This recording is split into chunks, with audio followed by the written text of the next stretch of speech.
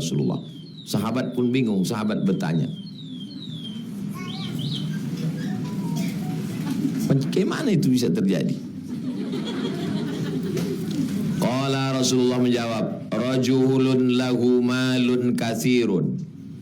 Ada orang yang qadha min urdihi mi'ata alfi dirham.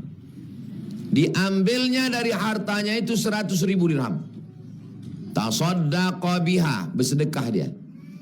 Dia memang orang kaya, duit dia banyak. Dibukanya petinya, diambilnya 100.000 dirham, sedekah dia. Tapi ada rajulun laisa lahu illa dirhamani. Ada seorang, dia tak kaya, dia cuma punya duit 2 dirham. Fa akhadha ahadahuma, diambilnya 1 dirham, fatasaddaqa bihi. Diambilnya 1 dirham dia sedekah, yang 1 dirham lagi untuk makan. Mana yang lebih banyak? Yang 1 dirham atau 100.000? Nyambung atau tak nyambung? Paham atau tak paham? Satu orang santri, kau paham jelaskan dulu. Satu orang. Kenapa yang 1 dirham itu lebih banyak daripada 100.000 dirham? Kenapa 1 dirham itu mendahului, mengalahkan 100.000 dirham? Nah, ceritakan dulu biar didengar ibu-ibu nih. Jelaskan dulu detailnya, cuma ceritanya. Cuma ceritanya.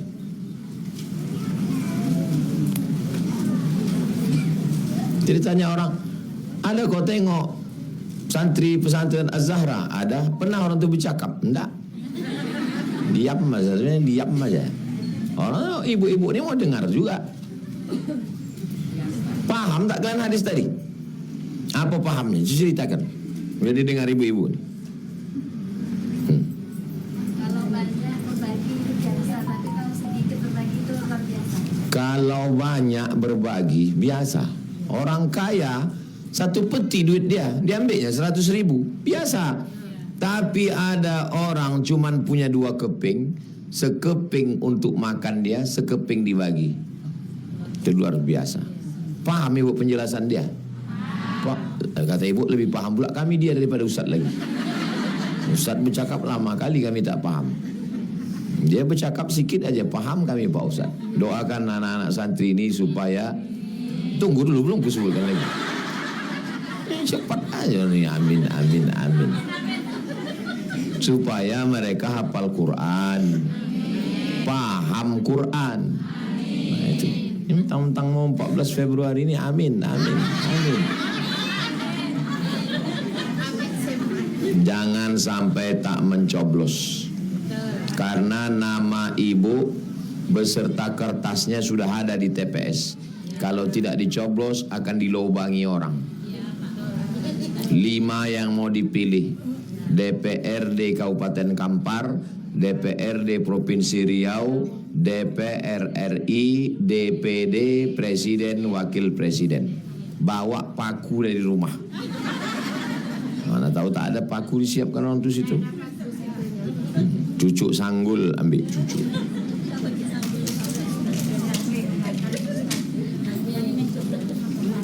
Hah? Rambatan, batu sangka. Oh, pulang ke kampung. Pulang Basamo, InsyaAllah. Salame, pai salame pulang. Jadi kalau ada orang kaya bersedekah banyak itu biasa.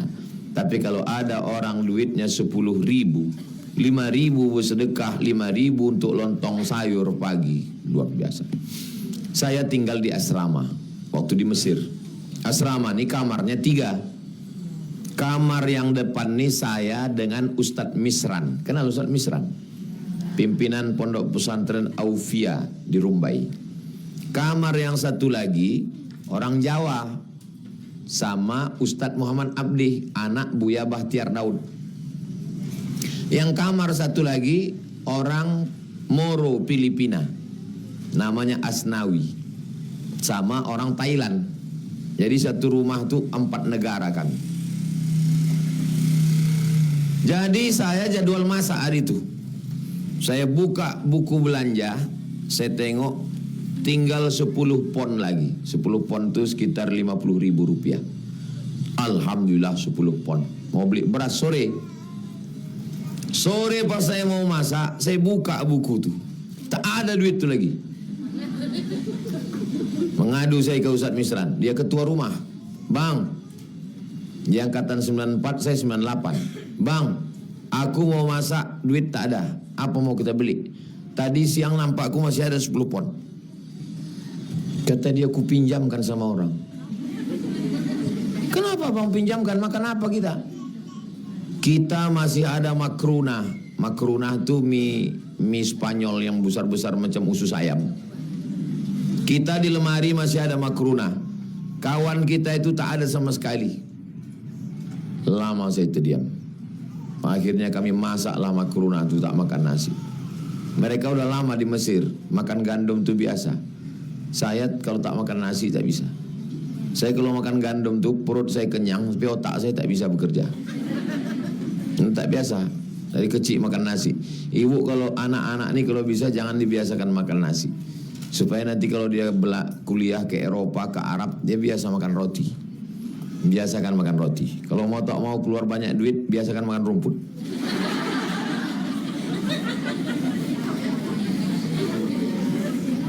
Masalah kita dari kecil dibiasakan makan nasi. Pagi nasi, siang nasi, malam nasi. Makan mie pun pakai nasi. Tiba-tiba setelah kita tua dilarang makan nasi. Boleh makan nasi. Jumpa saya sama sepupu saya. Saya kasih sotong, tak mau. Saya kasih udang, tak mau. Saya kasih kepiting, kata dia kolesterol. Saya bilang dulu kita waktu kecil makan udang kecil pun payah. Sekarang udah ada duit makan udang besar nih, kenapa tak dimakan? Kolesterol. Makan aja, tak ada kolesterol tuh saya bilang. Dimakannya, habis itu baru kumat kolesterolnya. Apa kata dokter? Kambing mengandung kolesterol. Mana ada kambing mengandung kolesterol? Yang ada itu kambing mengandung anak kambing. Sekolah sampai S1 tuh 14 semester. Diajarkanlah pula kambing mengandung pembodohan. Jadi jelas tadi bahwa yang dilihat bukan angkanya, tapi kenapa orang itu sampai bisa mengalahkan hawa nafsunya, padahal dia tak punya apa-apa. 2 dinar cuman dia punya. 1 dinar untuk makan, 1 dinar untuk sodako. Itulah yang hebat luar biasa. Mudah-mudahan ibu termasuk orang yang bisa mengalahkan hawa nafsu. Ibu kalau punya banyak duit, amin. Jadi bunyi aminnya macam tak yakin. Ibu kalau punya banyak duit, ibu mesti pikirkan untuk akhirat. Karena kalau tak berpikir untuk akhirat, nanti duitnya akan dipikirkan untuk beli tas baru, baju baru, mobil baru, branded. Apalagi sekarang orang semuanya flexing. Yang ditonton bini artis, anak artis, cucu artis, oma artis, nenek artis. Maka kepala kita ini mesti dipikirkan untuk agama. Saya kepala saya ini sekarang berpikir cemana masjid selesai, cemana asrama selesai, supaya pindah dari sini ke masjid, pengajian sore tak panas-panas lagi. Udah 3 tahun kita udah ngaji sini. Mudah-mudahan 2024 ini selesai, pindah kita ke masjid. Karena kalau tak gitu kepala saya ini berpikir macam-macam tentang dunia. Fa idza faraghta fansab. Kalau selesai dari satu masalah, fansab, cari masalah yang baru. Tapi masalah agama, jangan masalah dunia ini. Kalau dunia ini tak pernah selesai dunia ini. Kapanlah selesainya masalah dunia ini Pak Ustadz? Kiamat. Baru selesai masalah dunia ini. Sekarang muncul pula masalah pilpres. Habis pilpres ini putaran kedua. Habis putaran kedua pilgub pilkada. Habis pilgub pilkada datang COVID-21. Mana pernah selesai masalah dunia ini? Saya Pak Ustadz nantilah ikut pengajian kalau udah selesai masalah. Sekarang anak saya sekolah. Nanti insya Allah kalau dia kuliah selesai masalah. Pas kuliah dia makin besar masalah, biaya kuliah makin tinggi. Nantilah Pak Ustadz kalau dia udah nikah selesai, biaya nikah sewa hotel lagi. Nantilah kalau udah punya anak selesai nih Pak Ustadz. Rupanya anak itu menikah, punya anak, bertambah pula beban kita. Dititipkannya pula anaknya itu ke kita. Betul tak yang saya cakapkan? Nah, mengaku semua orang nih. Jangan pernah kalian pikir masalah ini selesai. Kalian yang santri ngapal Quran, kalian pikir, ini aku susah di pondok nih, nanti kalau tamat ditanyalah ibu-ibu nih. Dunia ini bukan makin tua kita bukan makin hilang masalah, makin banyak masalah. Ya kan Bu? Ya. Tengok. Kalian cuman yang kalian pikirkan makan kalian. Itu pun dan dimasakkan. Tapi kalau udah ibu nih makan lagi, makan anak lagi, dibuatkan teh katanya kurang manis, ditambah gula katanya terlalu kemanisan. Mau dibuangkan takut mau bazir, mau dikasihkan ke dia mukanya macam jeruk perut dipijak gajah. Kalian pikir enak hidup ini? Kok gitu mati aja lah Pak Ustadz. Jangan. Tak boleh kita pilih mati. Hidup ini indah bagi siapa yang menikmatinya. Kenikmatan itu bukan masa lalu. Masa lalu sudah lewat. Bukan pula masa akan datang. Masa akan datang kita tak tahu. Nikmatilah yang ada sekarang. Banyak orang tak bersyukur karena terlalu melihat masa lalu dan terlalu melihat masa depan. Maka syukuri aja yang ada sekarang. Alhamdulillahirabbil alamin. Mudah-mudahan kita menjadi hamba Allah yang bersyukur. Ustaz tu bilang bersyukur, dia waktu dengar tu mengantuk. Pas pulang ditanya lakinya, apa kata Ustaz Somad tadi? Marilah kita menjadi hamba Allah yang bersyukur. Itulah akibat mengaji sambil mengantuk. Makanya kalau dengar pengajian, kalau dengar, kalau tidur. Jangan antara tidur sama jaga. Saya tak pernah marah sama jamaah yang tidur. Karena kalau jamaah itu tidur, itu artinya pengajian itu sudah masuk ke lubuk hati yang paling dalam.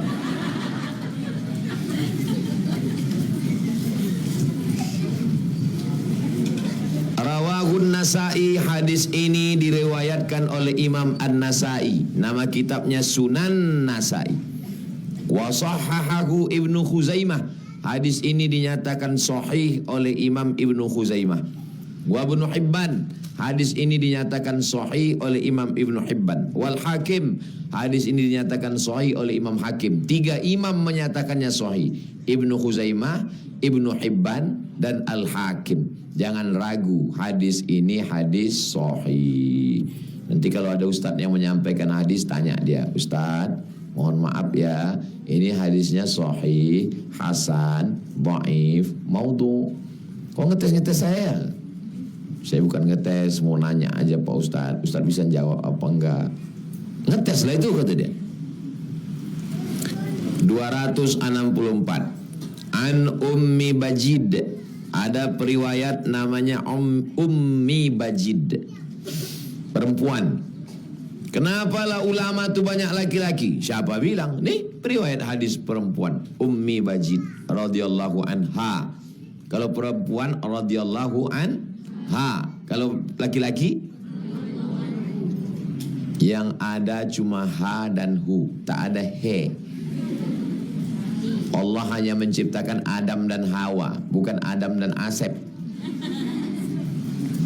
Annaha qalat, dia berkata, Ya Rasulullah, innal miskina, sesungguhnya orang miskin, la yaqumu ala babi, berdiri di depan pintu rumah saya minta makan.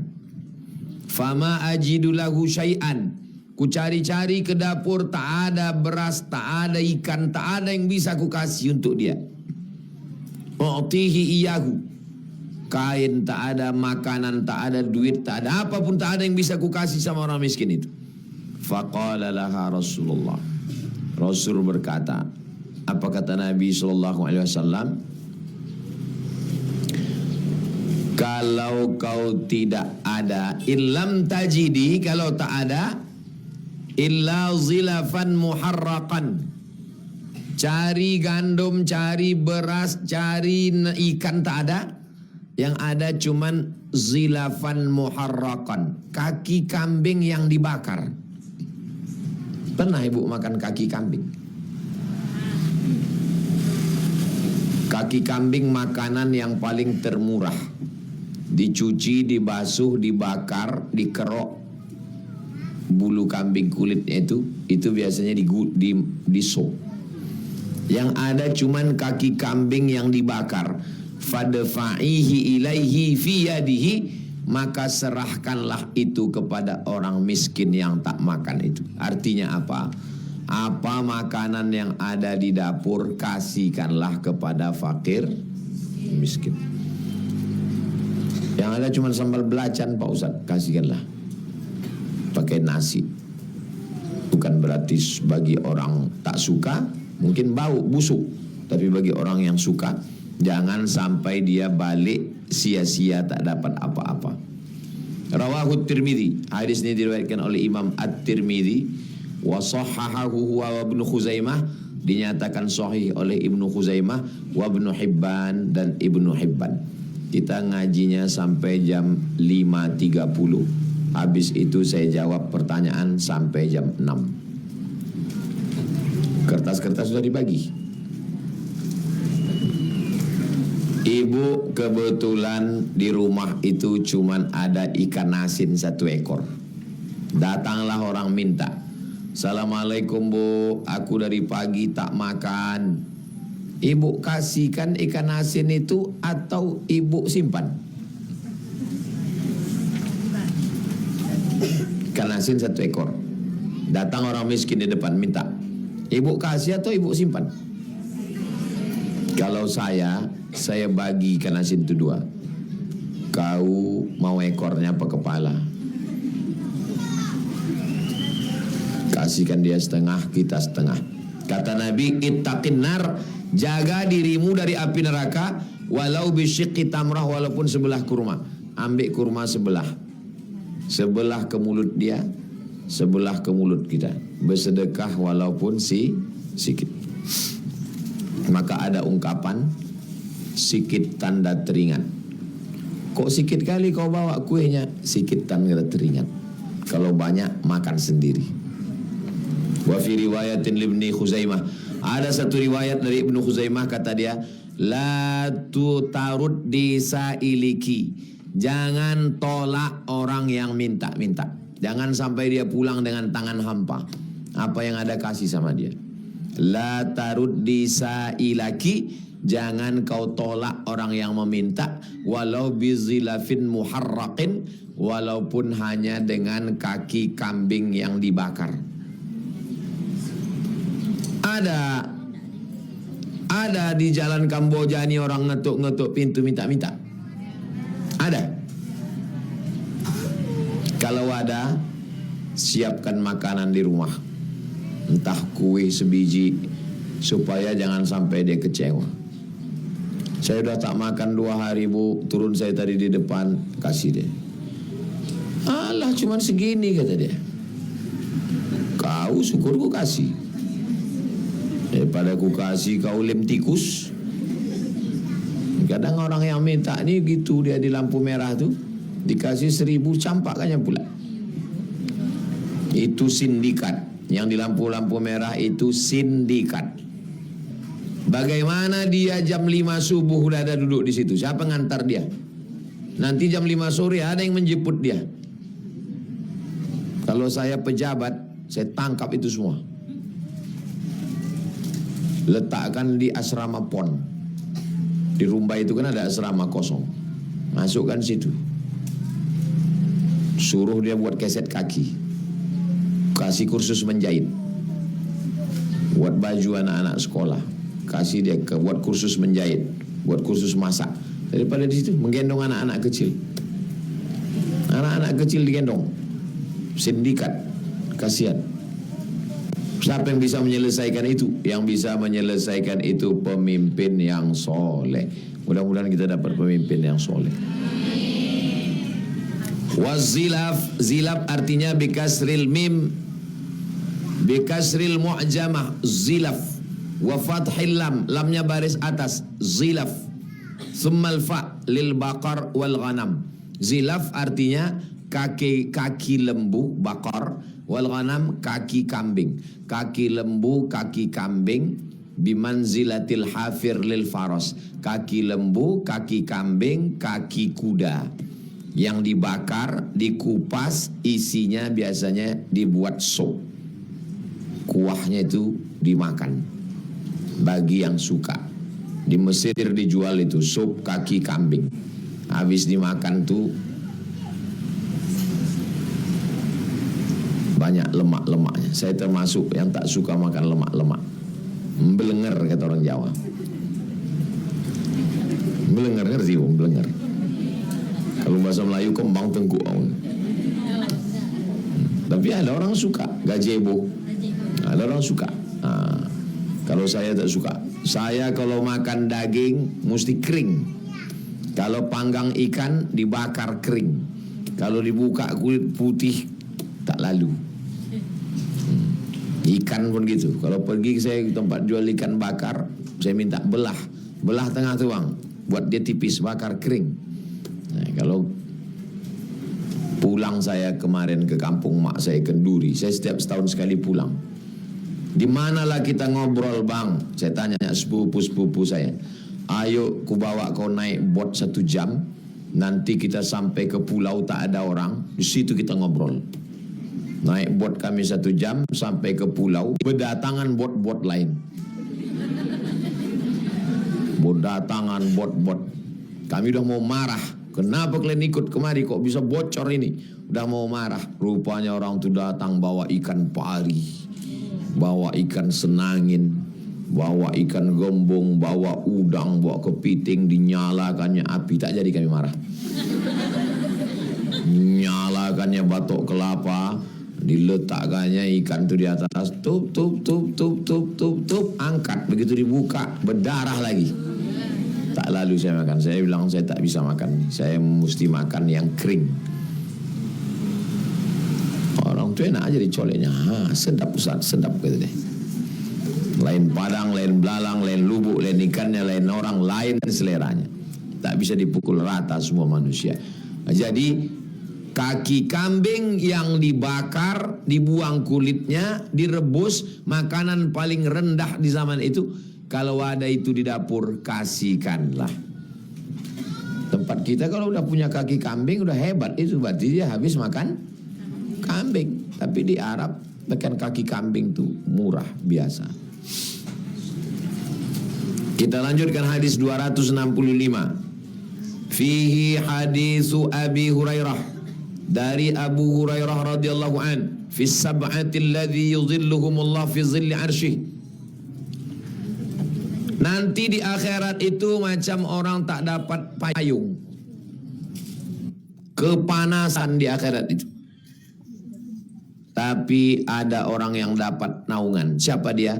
Rajulun tasaddaqa bi shadaqatin. Orang yang bersedekah, fa akhfaha, dia sembunyikan, tak tahu orang lain. Hatta la ta'lama shimaluh, sampai tangan kirinya tak tahu. Ma tunfiqu yaminuh, apa yang dikasih tangan kanan. Jangan gara-gara hadis sore ini ibu kok bersedekah tangan kirinya masuk kantong terus. Terus ditanya, kau kenapa kau tiap sedekah tangan kiri kau masuk? Tadi kata Ustaz Somad, bersedekahlah tangan kanan sampai tangan kiri tak tahu. Maksudnya bukan begitu. Maksudnya tangan kanan tangan kiri ini kan dekat ini. Maksudnya orang dekat kita pun tak tahu. Jaga rahasia. Itu maksudnya. Saya Pak Ustaz memang selalu saya jaga rahasia saya supaya orang tak tahu. Kenapa? Karena sedekah saya 2.000. Kalau 200.000 saya umumkan. Pak pengurus jangan tulis nama saya, tulis dinding. Siapa? Hamba Allah. Rupanya 5.000 perak. Parkir aja sekarang 2 jam udah 10.000. Mau masuk surga 5.000. Hadis yang terakhir 266. Hadis 265 ini muttafaqun alaih. Muttafaqun alaih artinya disepakati, ada dalam Sahih Bukhari, ada dalam Sahih Muslim. Hadis terakhir. An Abi Umamah, dari Abu Umamah radhiyallahu anhu qala, dia berkata qala Rasulullah SAW, Rasulullah bersabda, Sana'i'ul ma'ruf, orang yang berbuat baik, taqi masari as-su', menolak mati su'ul khatimah. Ibu kalau buat baik, cakap baik, niat baik, insya Allah matinya husnul khatimah. Saya tadi pagi pergi buka handphone, dapat video orang mati sakau sedang pesta. Perempuan, anak gadis, overdosis, mati su'ul khatimah. Bagaimana supaya kita dapat husnul khatimah? Kata Nabi, Sana'i'ul ma'ruf, orang yang buat baik, taqi masari as-su', selamat dari mati su'ul khatimah. Kalau ada kawan, jiran, tetangga 3 hari 3 malam tak mati-mati, bawakan daun kelor, pukulkan ke mukanya. Tetangga saya udah pukul daun kelor tak mati Pak Ustadz, malam-malam saya bawakan batang kelor. Kalau takut anaknya tersinggung, daun kelor itu di blender, airnya diusap, jangan disemprotkan, ya airnya usap. Air apa nih Bu? Kata dia, diam aja lah mulut kau, usapkan ke. Kalau bertanya juga dia lagi, usapkan pula ke mulut anaknya. Kadang orang ini udah ditolong, tak tahu ditolong. Mungkin muda-mudanya dulu dia mau cantik nampak lakinya, dimasukkannya intan, dimasukkannya emas, biar supaya cantik. Pas mau mati payah, disiramkan air kelor tuh, keluarlah emas tadi. Siapa yang memasukkannya ke dalam? Jin. Berkawan sama jin. Kalau ada ibu yang dulu pernah dimasukkan, keluarkan sekarang. Balik dari sini nanti, ambil daun kelor, basuhkan ke muka. Keluar emas tuh, kasihkan ke saya biar saya jual. Ya kalau keluar segini, kalau keluar sekilo, full gitu. Jadi biasanya yang begini ini orang-orang tua-tua dulu. Kalau sekarang tak pakai emas lagi dia, pakai skincare. Muka putih, leher hitam.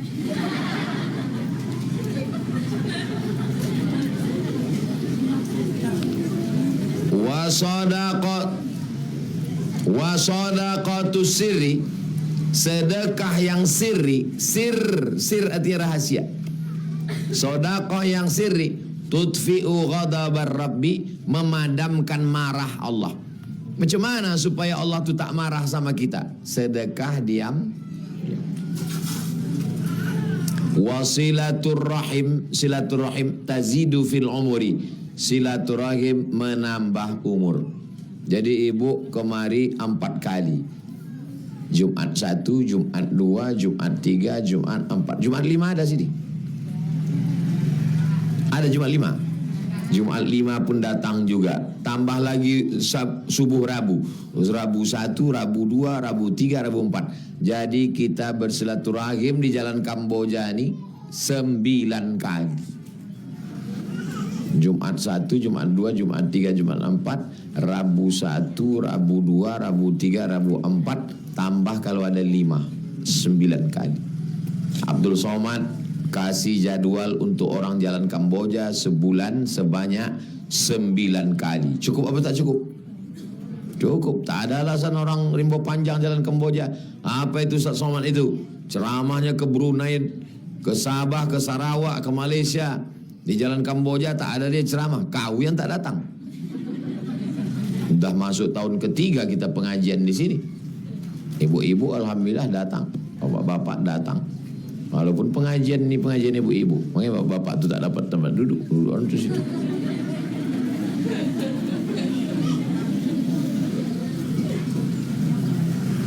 Rawahu Tabrani, hadis ini diriwayatkan Imam At-Tabrani bisanadin hasan, sanadnya hasan. Sanadnya sanad hasan. Sahih hasan, di bawah sahih hasan. Itulah hadis kita.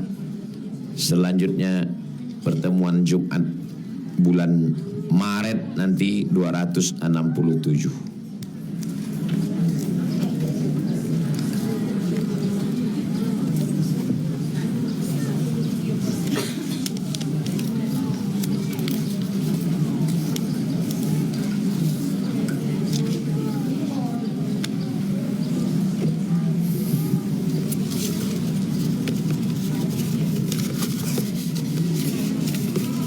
Kita jawab pertanyaan sampai jam 6. Habis itu pulang siap-siap sholat maghrib.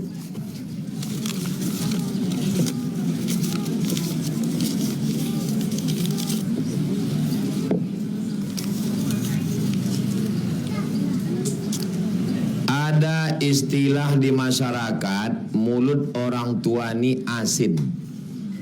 Apa yang disumpahnya terkabul. Apakah berlaku sumpah orang tua posisinya dalam keadaan salah, berdebat dengan anaknya. Anaknya ingin membenarkan tapi malah disumpahnya. Kusumpah kau jadi monyet, katanya. Apakah terkabul doa orang tua itu?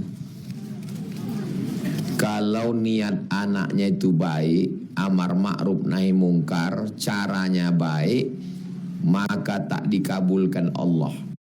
Karena Allah hanya mengabulkan yang baik-baik saja. Kalaupun dikabulkan Allah, ada hikmah di baliknya. Nah, itu dia. Kalaupun dikabulkan Allah, di baliknya ada hikmah. Mana contohnya apa tak baik dikabulkan Allah? Ada laki-laki namanya Juraij. Siapa namanya? Juraij ini kerjanya beribadah aja. Makanan diantar, pakaian diantar, tak pernah dia keluar. Datang emaknya memanggil, "Ya Juraij." Dia diam. Juraij, dia diam tak menyaut. Apa kata emaknya? "Allahumma la tumithu hatta turihi wujuhal mumisat." Jangan matikan Juraij sebelum biji matanya menengok wanita tunasusila. Kira-kira cakapnya ini baik apa tak baik? Jangan matikan Juraij sebelum biji matanya menengok wanita tunasusila. Menengok wanita tunasusila mana baik? Dikabulkan Allah apa tidak? Kabulkan. Datanglah perempuan hamil. Siapa yang menghamili kamu? Kata dia, yang menghamili aku Juraij. Tapi sebetulnya ada hikmah di balik itu. Allah mau kasih tahu bahwa orang berbakti pada orang tua, ahli ibadah, doanya tetap makbul. Begitu anak itu lahir, ditusuk Juraij perut.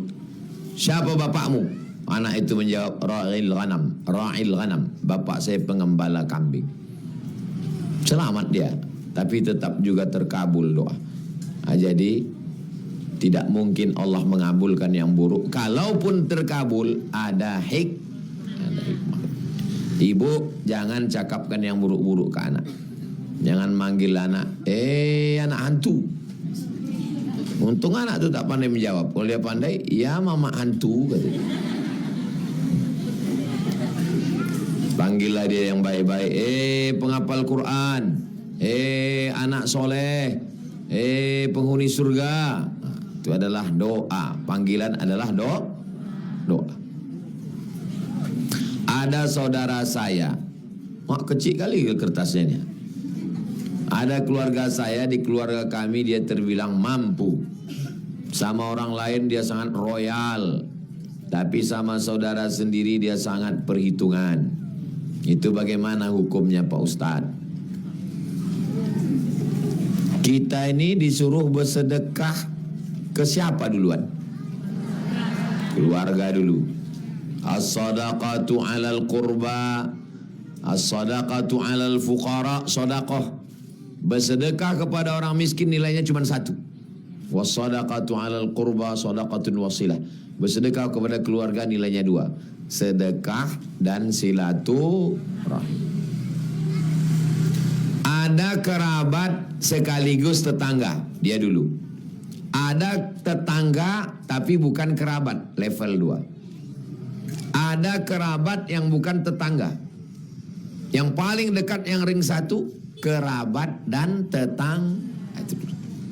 Habis itu baru kerabat yang bukan tetangga. Habis itu baru tetangga yang bukan kerabat. 40 rumah ke depan, 40 ke belakang, 40 ke kanan, 40 ke kiri. Itu tetangga kita. Jadi saya tinggal sini, 40 ke sana, 40 ke sana, 40 ke sana, 40 ke sana. Tak boleh ada orang miskin.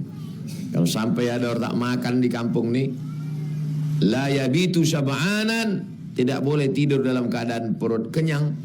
Wajaruhu ila jambihi ja'i'un, tetangganya kelaparan. Itulah perlunya kita tahu. Ustazah nih saya minta berkeliling, datang laporan. Yang ini Ustadz anaknya kecil, tidak minum susu karena tak ada duit beli susu. Dikasih anak minum teh manis. Bahaya, tak boleh bayi kasih teh manis. Suruh ustazah datang, bawakan. Yang ini kerjanya begini, tak ada cukup. Yang ini meninggal suaminya. Yang ini dikasih santunan. Saya tak keliling, ustazah suruh cari keliling. Tidak boleh ada orang tak mampu. Yang sampai Ustaz Somad bagi ke suku Talang, ke Bagan Benio, lingkungan sendiri tak ada. Ustaz Somad ceramah ke sana kemari, di jalan Kamboja sendiri tak ada. Kita pengajian di jalan Kamboja, pengajian juga tempat lain. Berbagi di tempat lain, berbagi juga di sini. Kalau ada yang takut, malu, lapor ke ustazah. Saya segan ngadap Ustaz Somad, lapor ke ustazah.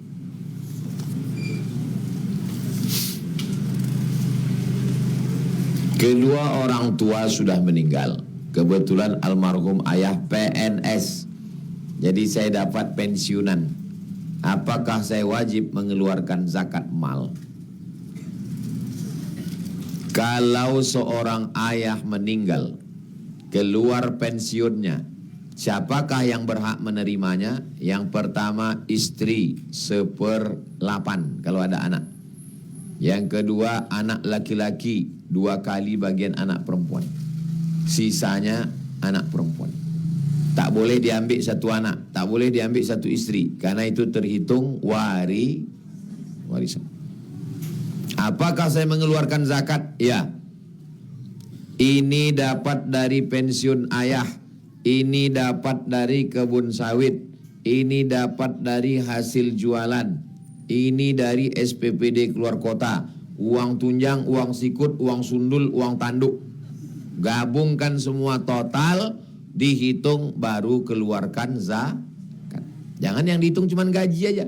Ada orang gajinya 2 juta, tapi pendapatannya 20 juta, 2,5. Kalau 1 juta 25.000.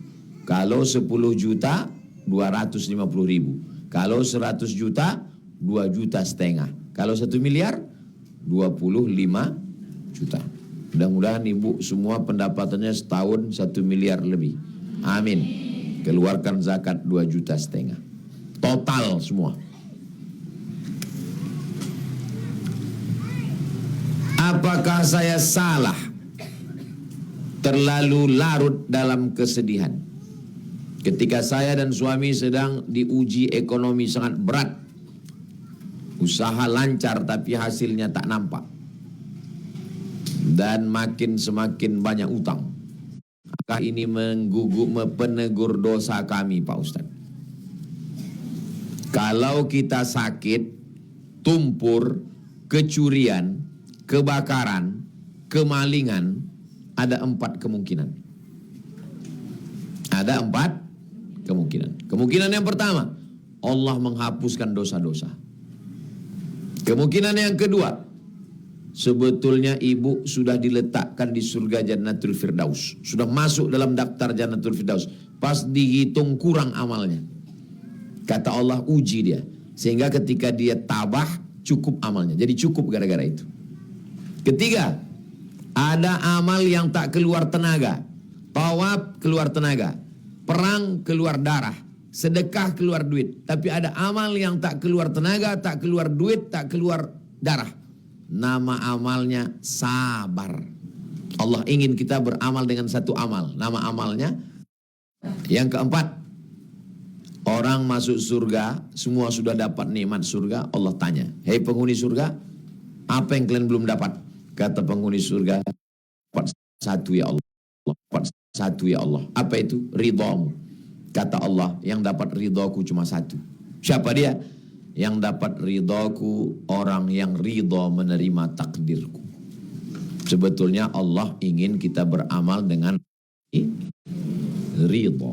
Ridha itu apa? Ridha itu tak melawan. Itu arti ridha.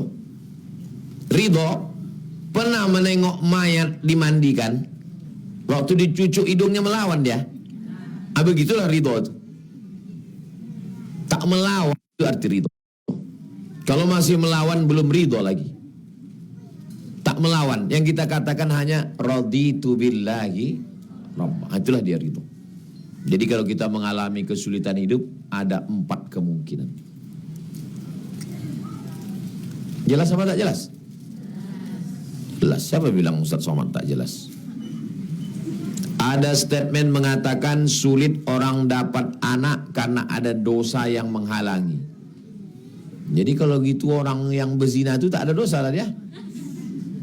Ini logika apa ini? Ini orang yang berpikir begini mesti diantukkan kepalanya ke tiang. Jadi orang yang berzina dapat anak itu berarti tak ada dosa dia. Makanya beragama itu rasional, berpikir. Allah kasih kita akal. Kurang akal minum ayaka. Tidak ada utak makan utak-utak.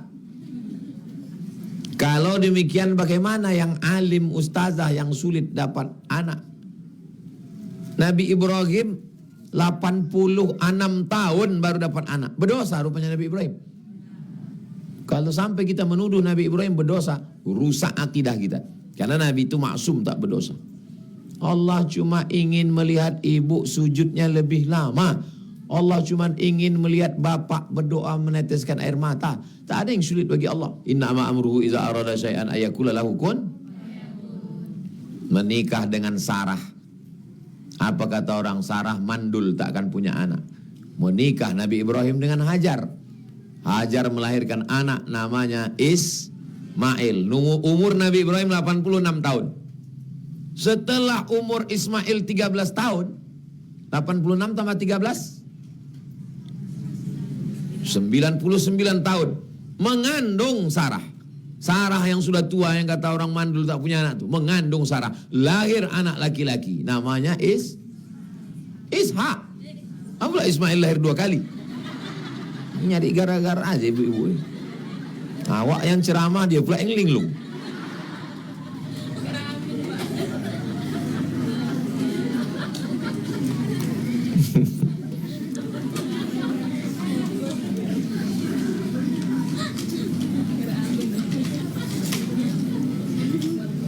Yang sulit bagi Allah. Innama amruhu idza arada syai'an ay yaqula lahu kun fayakun. Fa subhanalladzi bi yadihi malakutu kulli syai'in wa ilaihi turja'un. Jadi jangan mudah kita menuduh orang dosa.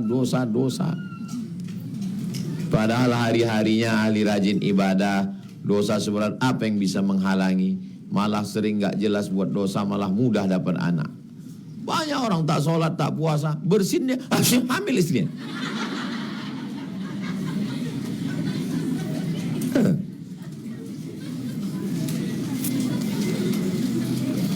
Tetap ada usaha dan ikhtiar. Kata orang, kau berkusuk di sana pijat dapat pahala. Kau ikut di sana akupunktur dicucuk pakai jarum dapat pahala. Kau minta doa orang soleh sana dapat pahala. Karena ikhtiar dalam amal soleh itu juga termasuk ibadah. Bagaimana hukum imam sesama perempuan? Perempuan, imam, makmumnya juga perempuan. Apakah dia mengeraskan suara? Ya. Sholat tarawih, ibu-ibu semua. Bismillahirrahmanirrahim. Tak ada laki-laki. Tidak boleh laki-laki mendengar suara perempuan dalam solat. Kebetulan ibu buat buka bersama. Kemudian habis itu solat isya dan tarawih. Perempuan panitia semua perempuan. Santri perempuan dengan ustazah, sesama santri perempuan. Kalau saya kebetulan tak ada, mereka solat sesama dia berjamaah. Kalau zuhur asar tak berbunyi, kalau maghrib isya tetap berbunyi. Ketika di samping rumah ada laki-laki, panggil dia, suruh jadi imam. Kau laki-laki, iya, sini kau jadi imam. Kata dia, aku tak bisa jadi imam. Maka sesama perempuan lah jadi imam. Perlu tak ada laki-laki yang bisa jadi imam. Kalau bisa jadi imam, dia maju jadi imam. Jelas? Dalam solat berjamaah, apakah makmum wajib membaca Al-Fatihah?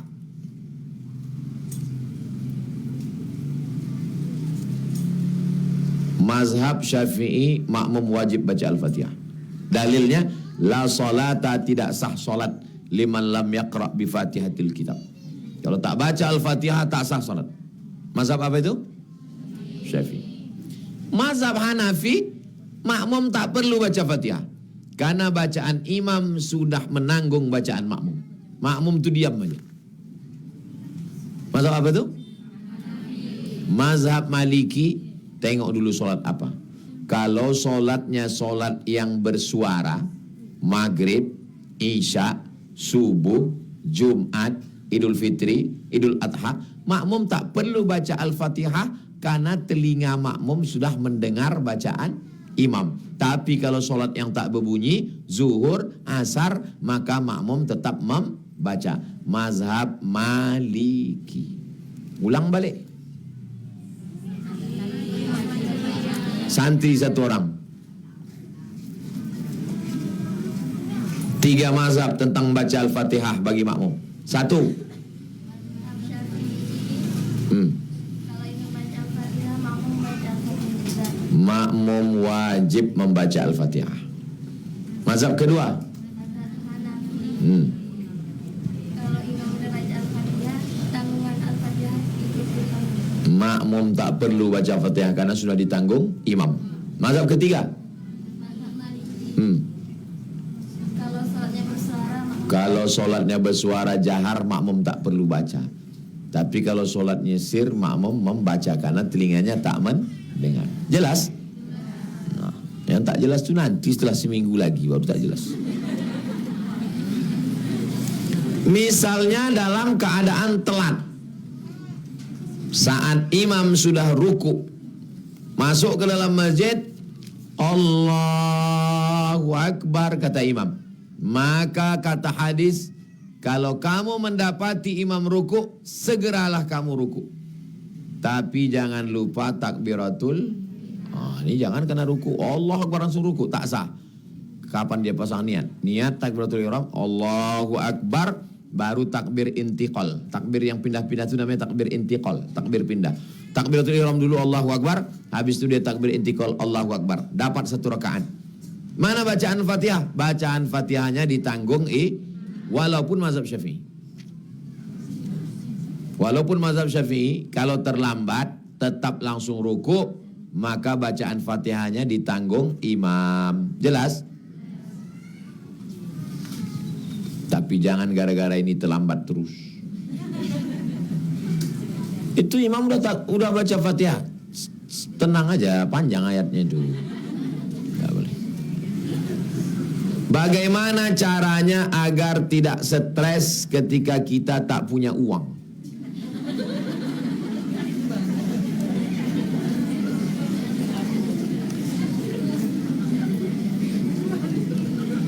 Yang pertama, apakah duit banyak itu cukup? Tidak. Maka dalam hidup jangan banyak kebutuhan.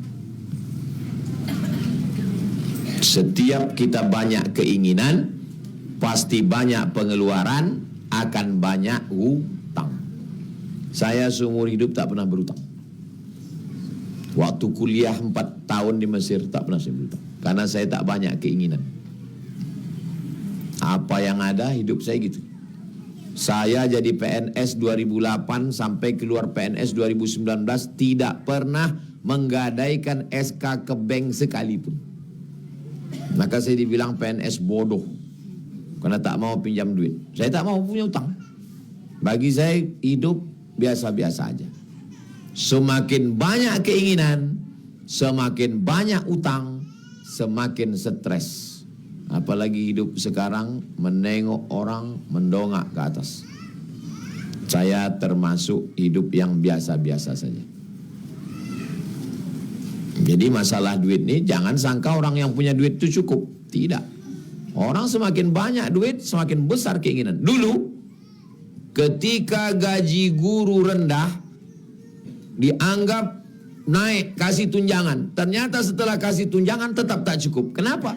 Karena dulu waktu rendah dia pakai sepeda motor. Begitu tunjangan dia ambil kredit mobil. Makin stres. Bunyi klaksonnya pun kredit. Maka hidup yang tenang adalah hidup dengan apa adanya. Ada duit beli mobil, tak ada duit pakai motor. Tanya Bu Ides. Saya pertama pulang ngajar Bu Ides tuh kampus beliau saya ngajar. Bertahun-tahun saya pakai motor, tetap saya putih. Ngapain kita mesti hidup high class, hebat, mewah, ngutang? Tak pernah saya ngutang. Ada duit saya baru saya beli mobil. Dikasih orang saya duit 50 juta. Ustadz, ini kami kumpulkan 50 juta, Ustadz ambil. Tak mau saya. Ambillah Ustadz, kami ikhlas. Tak mau saya ambil. Untuk Ustadz belikan ke mobil. Tidak, aku bilang. Kenapa?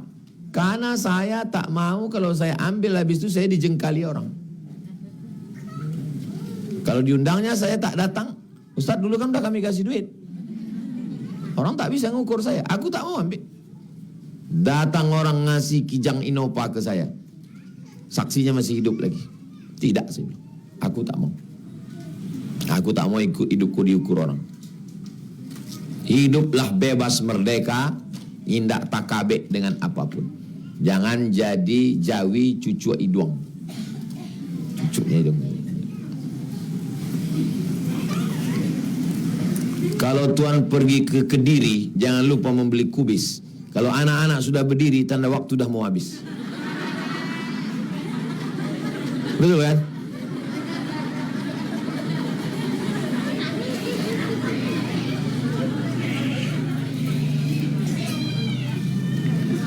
Bagaimana caranya bertaubat menghilangkan semua dosa?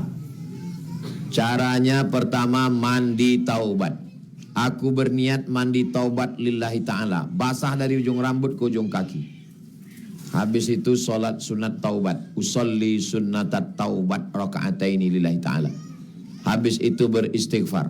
Astaghfirullahalazim alladzi la ilaha illa huwal hayyul qayyum wa atubu ilaih. Paling bagus sayyidul istighfar. Allahumma anta rabbi la ilaha illa anta khalaqtani wa ana abduka wa ana ala ahdika wa wa'dika masata'tu a'udzubika min syarri ma sana'tu abu'u laka bi ni'matika alayya wa abu'u bi dhanbi faghfir li fa innahu la yaghfiru dzunuba illa anta. Dosa kepada Allah diampunkan. Bagaimana dengan dosa kepada manusia? Dua. Kalau terkait utang piutang, barang yang belum balik, balikkan bayar. Pinjam meminjam, balikkan. Sakit hati, minta maaf. Bagaimana kalau dia tak memaafkan kita? Bukan urusan. Yang penting kita minta maaf. Tapi jangan dibilangkan. Maksudnya, aku minta maaf sama kau ya, tapi terserah kau lah mau maaf tidak. Bukan, jangan gitu.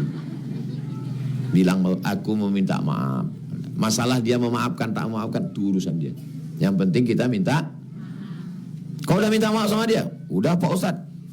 Langsung? Enggak, aku DM 3 kali. Mana bisa, datanglah. Bagaimana cara membersihkan hati dari pikiran yang kotor atau sikit negatif? Mulut ini bisa tak dihentikan? Bisa, diam. Tangan ini bisa tak dihentikan? Bisa. Kaki bisa tak dihentikan? Pikiran bisa tak dihentikan? Tak bisa. Mulut bisa, tangan bisa, pikiran tak bisa. Nengok orang lalu, kenapa dia tak betul?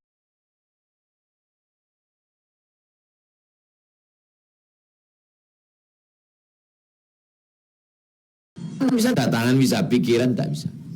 Nengok orang lalu, kenapa dia tak betul? Bagaimana kita letih ini adalah meditasi. Tertulis di depan itu, how you can stop your mind. How, bagaimana, you, kamu, can, bisa, stop, menghentikan, your mind, pikiran. How you can stop your mind. Bagaimana kau bisa menghentikan pikiran? Bagaimana cara orang meditasi menghentikan pikiran? Pejamkan mata. Amati nafas Anda. Tarik dalam. Hembuskan. Tarik. Tarik. Hembuskan. Begitu cara mereka meditasi. Dalam Islam tidak. Bagaimana cara menghentikan pikiran? Berzikir. Makanya mereka yang hafal Quran ini, cara mereka menghentikan pikiran, waktu dia murojaah, hafalan dia, ngulang hafalan, pikiran dia sedang fokus ke Quran sehingga tak mikirkan yang lain. Bismillahirrahmanirrahim. Innallaha ya'murukum an tu'addul amanati ila ahliha wa idza hakamtum bainan nasi an tahkumu bil adli. Mudah-mudahan anak-anak ibu penghafal Quran sehingga pikirannya sibuk ngapal Quran, tak sibuk memikirkan yang. Dengar orang-orang ngapal Quran itu sehat pikirannya karena dia tak mikirkan yang lain. Kalau tidak, sakit pikiran kita. Nengok apalagi rumah rapat-rapat, nengok tetangga rumah baru, ay. Nengok tetangga mobil baru, ay. Nengok tetangga bini baru, ay.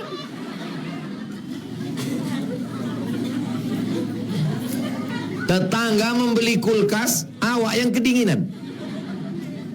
Betul apa tidak? Betul kata Ibu. Indah disiko, ditampik lain. Jadi cara menghentikan pikiran adalah dengan berzikir. Zikirnya Pak Ustadz? Terserah. Subhanallah bihamdihi subhanallahil azim, subhanallah bihamdihi subhanallahil azim, subhanallah bihamdihi subhanallahil azim. Atau afdalu dzikri fa'lam annahu la ilaha illallah. Di Riau ini ada sorga. Pernah ibu ke sorga? Surau Gadiang. Sorga namanya, Surau Gadiang. Jadi saya nyetir ke Rokan Hulu, Pasir Pengarayan. Sampai di Surau Gadiang, nampak kelipah-kelipah tarekat Naksabandiah bersorban. Saya buka kaca, kelipah, ayo sama aku. Kalian satu hari berapa kali berzikir kelipah? 5 Ustaz. Sikit betul, 5.000 Ustaz. Zikirnya sehari 5.000. Itu maka orang Rokan Hulu yang tua-tua kelipah itu tak banyak cakap, diam. Tanya satu, jawab satu. Apa kabar kelipah? Sehat. Kenapa? Dia mengajar restorannya. Allah, Allah, Allah, Allah, Allah, Allah, Allah, Allah, Allah, Allah, Allah, Allah, Allah di sini, Allah di sini, Allah di sini, Allah, Allah, Allah, Allah. Kalau mau tidak banyak pikiran maka berzikir. Baca Quran zikir, salawat zikir, tahlil zikir, tahtim zikir, baca yasin zikir, pengajian pun zikir. Pengajian ini zikir. Waktu ibu sedang ngaji nih sempat mikirkan tetangga, kawan, artis, siapa yang jadi cerai, siapa yang tidak, ada pikir? Kan tidak kan? Nah itu maka pengajian ini disebut dengan majelis zikir. Jadi saya itu pisah jadi semenjak udah jam 6 cepat betul waktu ini. Semenjak ibu saya meninggal, keluarga dari ayah saya dekat semua. Sementara dulu mereka jauh dari kami.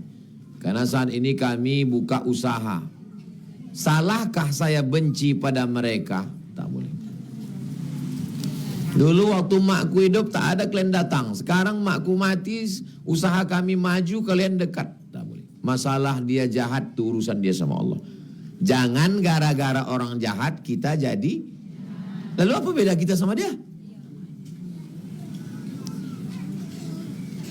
Dia jahat, urusan dia sama Allah. Kita tetap buat baik. Tapi dia Pak Ustaz sama mak kami begitu. Itu urusan dia sama Allah.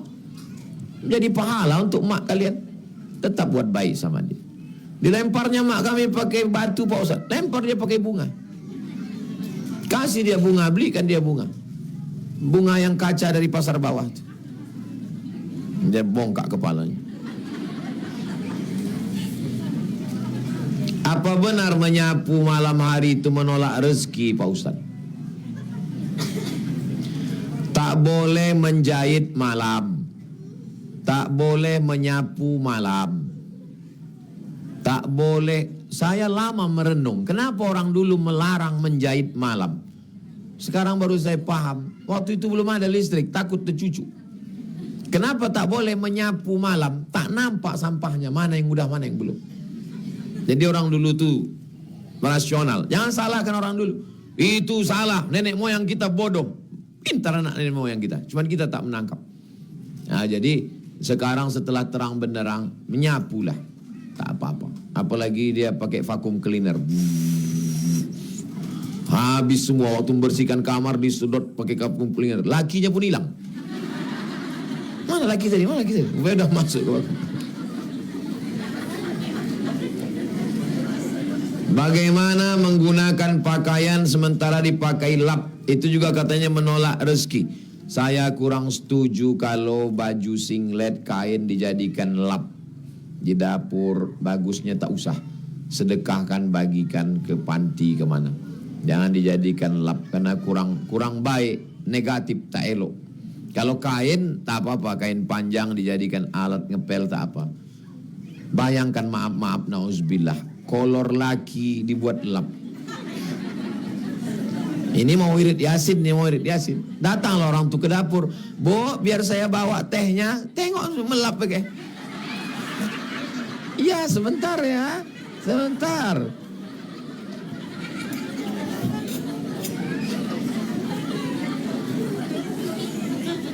Hah? Terbayang kita itu cuma aja. Langsung dia permisi. Aku balik dulu Bu ya gitu. Terus aku balik gitu. Tahu Gus Dur. Gus Dur itu lebih dulu ke Mesir. Dia belajar di Kairo. Setahun dia di Mesir, datanglah anak Kiai Gontor, namanya Kiai Haji Abdullah Syukri Zarkashi. Bertamu ke rumah Gus Dur. Gus Dur ini orangnya kan bercanda. Dibelinya, maaf cakap, dibelinya sempak baru. Baru dari toko. Habis itu dibawanya ke ruang tamu, ngelap gelas. Minumlah katanya. Itu cara dia. Tapi dia bercanda, bergurau.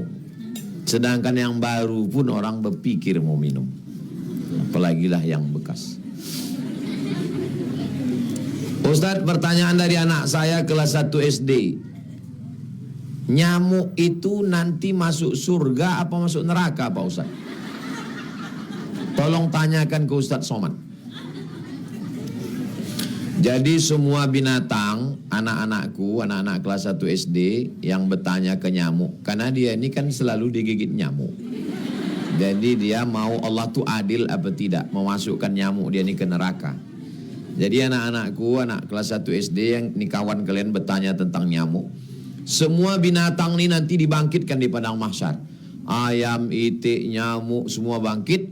Lalu kemudian dengan satu kalimah Allah mengatakan, kunu turaban, wahai semua binatang berubah kalian jadi tanah. Maka nyamuk, kucing, ayam, harimau semuanya berubah menjadi tanah. Waktu itu orang kafir berkata, wa yaqulul kafiru ya laitani kuntu, andai aku jadi tanah. Maksudnya andai aku dulu binatang, waktu di dunia binatang, maka di akhirat jadi tanah. Maka nyamuk yang menggigit kau itu nanti jadi tanah. Jelas?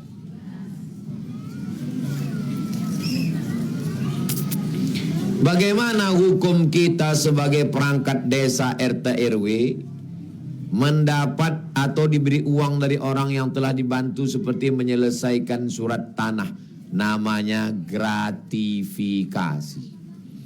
Kira-kira kalau kita tidak jadi pejabat, apa mungkin dia mengasih duit? Itu kan karena jabatan kan? Makanya sekarang kalau ada pejabat anaknya nikah, itu kado-kado itu diperiksa oleh KPK. Kalau di atas kelayakan, nikah kado 1 miliar. Apa mungkin masuk akal? Di luar nurul itu. Tidak sah. Nah, maka dianggap sebagai temuan, diambil KPK. Kertas terakhir. Saat ini saya merasa futur. Futur itu artinya kehilangan semangat, futur. Padahal sedang mengandung. Mudah sekali sekarang ninggalin sholat. Saya takut nanti anak dalam kandungan jadi ikutan malas sholat. Mohon pencerahannya Pak Ustadz. Istrinya futur, kurang semangat, suaminya mesti semangat. Jadi kalau selama ini nyuruh istrinya sholat ya, nah maka kalau istrinya hamil malas, dia tidak ngomong sholat ya, ditariknya tangan istrinya sholat. Kalau selama ini membangunkannya, bangun. Ah, sekarang membangunkannya, percik kan. Tak juga mempan.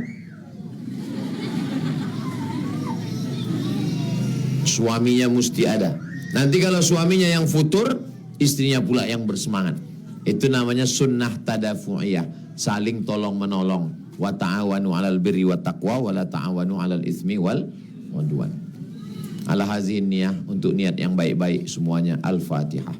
A'udzubillahi minasyaitonir rajim. Bismillahirrahmanirrahim. Alhamdulillahirabbil alamin. Arrahmanirrahim. Maliki yaumiddin. Iyyaka na'budu wa iyyaka nasta'in. Ihdinas siratal mustaqim. Shiratal ladzina an'amta 'alaihim ghairil maghdubi 'alaihim waladdallin. Amin. Allahumma shalli ala sayyidina Muhammad wa ala ali sayyidina Muhammad. Assalamu alayka ya Rasulullah. Allahumma inna nas'aluka salamatan fid din. Selamatkan akidah kami, keluarga kami, anak-anak kami ya Allah. Wa afiatan fil jasad. Sehatkan badan kami. Wa ziyadatan fil ilmi. Tambahkan ilmu kami. Wa barakatan fil rizqi. Berkahi rizqi kami. Wa taubatan qablal maut. Beri kami taubat sebelum mati. Wa rahmatan indal maut. Berikan kami rahmat ketika mati. Wa maghfiratan ba'dal maut. Berikan kami ampunan sesudah mati. Allahumma hawin alaina fi sakaratil maut. Ringankan kami waktu sakaratul maut. Wal najata minan nar. Selamatkan dari api neraka. Wal afwa indal hisab. Maafkan ketika amal kami dihisab. Rabbana hablana minas solihin. Jadikan anak kami anak-anak yang soleh dan solihah. Allahumma ja'al talibatina min hafizatil Qur'an. Jadikan anak-anak santri kami menjadi para penghafal Quran. Wafiqhum lima tuhibbuhu wa tardah. Tanamkan taufik dan ridhamu dalam hati mereka ya Allah. Allahumma khtim lana bi husnil khatimah wa la takhtim alaina bi su'il khatimah. Rabbana atina fid dunya hasanah wa fil akhirati hasanah wa qina adzabannar. Wa sallallahu ala sayyidina Muhammad wa ala alihi wa sahbihi wasallam walhamdulillahi rabbil alamin. Taqabbalallahu minkum minna wa minkum taqabbal ya karim. Terima kasih segala perhatian. Mohon maaf segala kesilapan. Wassalamualaikum warahmatullahi wabarakatuh.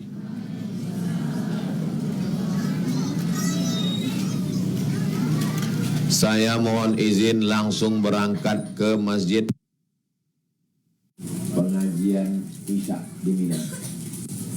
Subhanakallahumma wa bihamdika asyhadu an la ilaha illa anta astaghfiruka wa atubu ilaik. Wa sallallahu ala sayyidina Muhammad wa ala alihi wasallam walhamdulillahirabbil alamin. Assalamualaikum warahmatullahi wabarakatuh.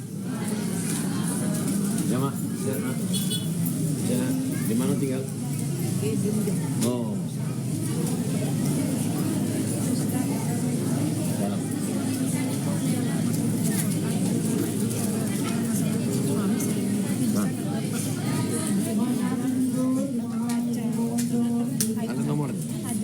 Balas ke nomornya.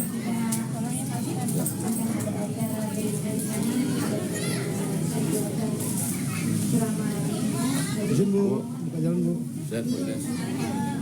Alhamdulillah.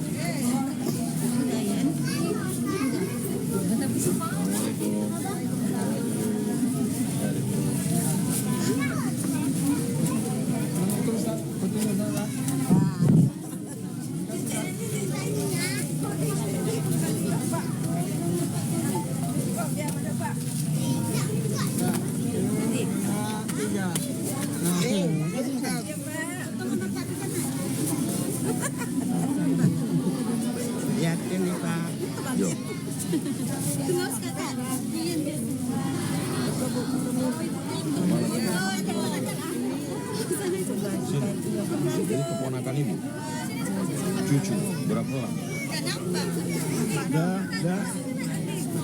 Udah Bu, Ustaz mau jalan lagi Bu. Ustaz mau jalan lagi.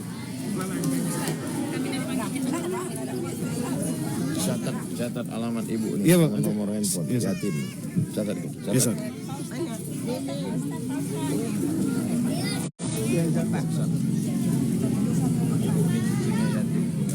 Catat alamat nomor.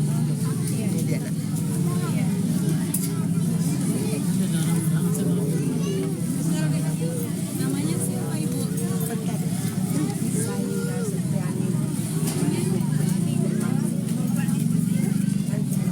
Mina, Al-Fatah.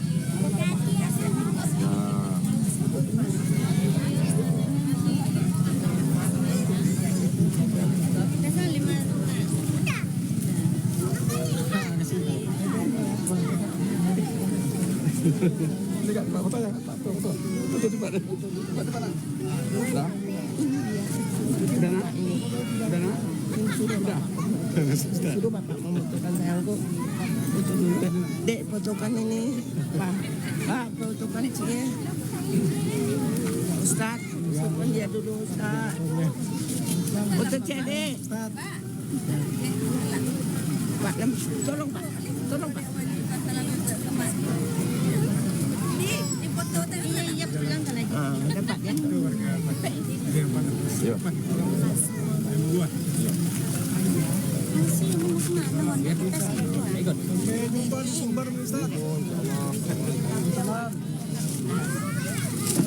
Iya, Bang.